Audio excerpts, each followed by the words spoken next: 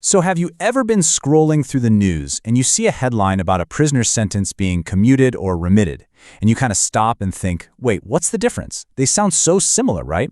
But in the legal world, they mean totally different things. Let's decode them so you'll know exactly what's what.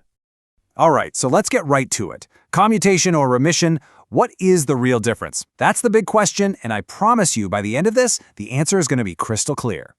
But before we start pulling them apart, let's talk about what they have in common. Because at their heart, both of these actions spring from the same place. They're both what you'd call an executive act of mercy, or clemency.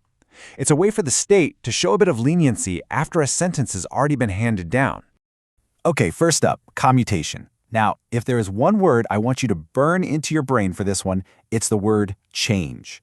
Commutation is all about changing the punishment itself. So what does that really mean? It's the act of substituting one punishment for another. You're literally swapping out a more severe penalty for a lighter one. And the key thing here is that it changes the fundamental nature of the sentence. It's not just a tweak, it's a whole different ballgame. Let's look at how this plays out.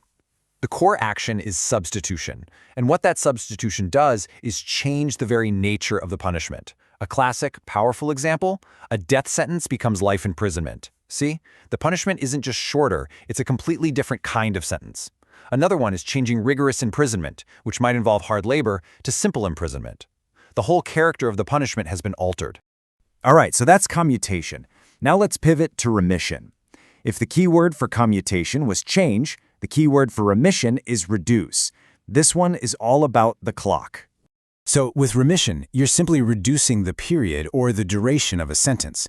But, and this is the absolute crucial part, you do it without changing its fundamental character. The original punishment is exactly the same. The person just serves less time. So the main thing happening here is just a simple reduction.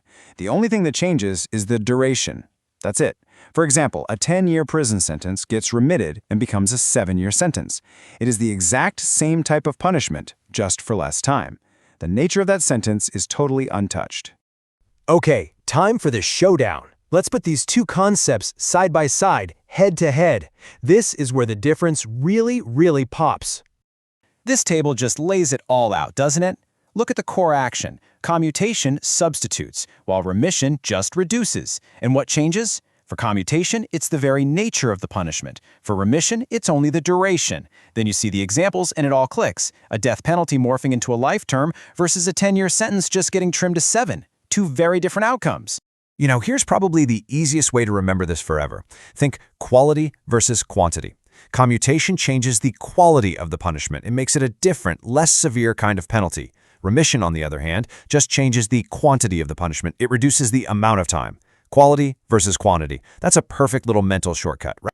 So a quick question you might have is, who actually has this power? Well, in most legal systems, both commutation and remission are powers of the executive branch. That means it's not a judge, but an official like a president or a governor who has the authority to grant this kind of clemency. All right, we've covered a lot. Let's boil this all down now to one simple final takeaway you can carry with you. It really all comes down to this super simple rule. Commutation means you get a different punishment. Remission just means you get less time for the same punishment. I'm going to say that one more time because it's everything. Commutation is a different punishment. Remission is less time. Got it? And once you understand the mechanics of these terms, it really leads to a much bigger, more profound question. It makes you wonder, how does a society strike that delicate balance between the demands of justice and the power of mercy? It's a fundamental tension in any legal system and definitely something worth thinking about. Thanks so much for tuning in.